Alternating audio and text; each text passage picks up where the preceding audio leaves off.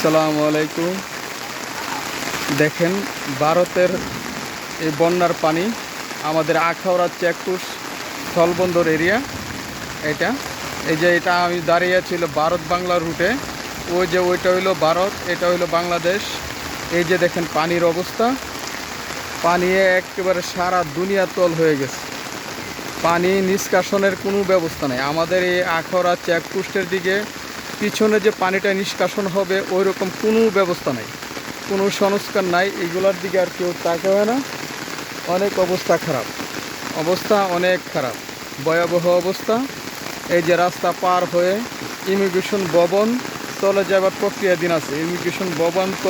প্রক্রিয়াধীন আছে, এই যে আখাউড়া ইমিগ্রেশন চেকপোস্ট, এটা এখন চলে যাবার প্রক্রিয়াধীন আছে। যেভাবে পানি উঠতেছে আর বেশিক্ষণ হইলে সব কিছু একদম তলিয়ে যাবে। ইমিগ্রেশন কার্যক্রম ওরা করতে পারবে কিনা জানি না আমি এটা, কিন্তু যে পরিস্থিতি আর পানি বেশিক্ষণ লাগবে না তলিয়ে যাওয়ার জন্য।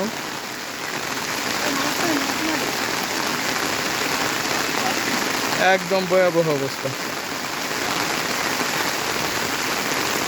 একদম ভয়াবহ অবস্থা পানির। এই যে দেখেন পানির স্রোত, পানি রাস্তা দিয়ে কিভাবে ঢুকতেছে, পানির স্রোত। অবস্থা অনেক খারাপ, আমাদের এদিকের অবস্থা খারাপ, অনেক খারাপ। বাড়িঘর মানুষ চলে আসছে, বাড়িঘর থাকার মতো কোনো উপায় নাই। ওই দিকের যে ডালোতে যে বাড়িঘরগুলো আছে সব বাড়িঘরগুলো একদম পানির নিচে, একদম পানির নিচে সব। রাস্তা উঁচু হয়ে পানি আসতেছে, আপনারা দেখতে পারতেছেন, একদম পানির নিচে সব কিছু। এই অবস্থা যদি আজকের দিন চলতে থাকে তো আখাউড়া চেকপোস্ট বাংলাদেশ বর্ডারের যত কার্যক্রম সব কিছু বন্ধ থাকবে মনে হয়। কারণ পানির নিচে চলে গেলে আর কীভাবে কাজকর্ম করবো আমি জানি না।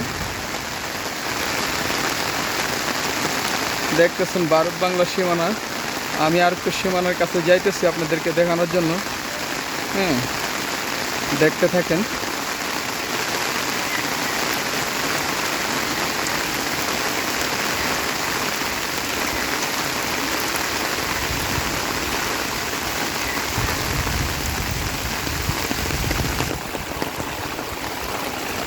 এই যে দেখেন, এটা হলো ভারত থেকে যাত্রীরা, ইন্টারন্যাশনাল যাত্রীরা আসা এখানে বসবে, একটু তারা ফর্মগুলো ফিল আপ করবে, বসার জায়গা।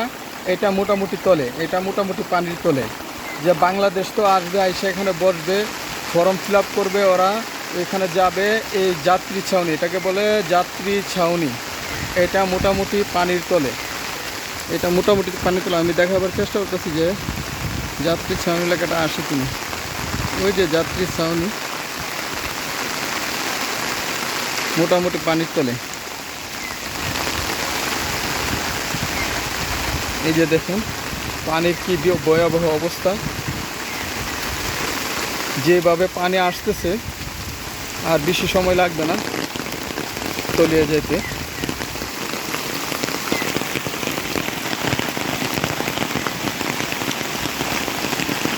দেখেন কি অবস্থা। এই যে ওইটা হইলো ভারত সীমানা। এই যে বেড়াটা দেখতেছেন, এটার ওই পাশে গেলে ভারত, এই পাশে বাংলাদেশ। কি অবস্থা পানি, কি অবস্থা পানি। দেখেন পানিগুলো তো সরার আর কোনো জায়গা নাই, পিছনে পানি সরার কোনো জায়গা নাই, যে কারণে পানিগুলো ফুলে এদিকে উঠতেছে। দেখছেন, এটা হলো ভারত বাংলার সীমানা। পানির ভয়াবহ অবস্থা, পানির কত স্রোত।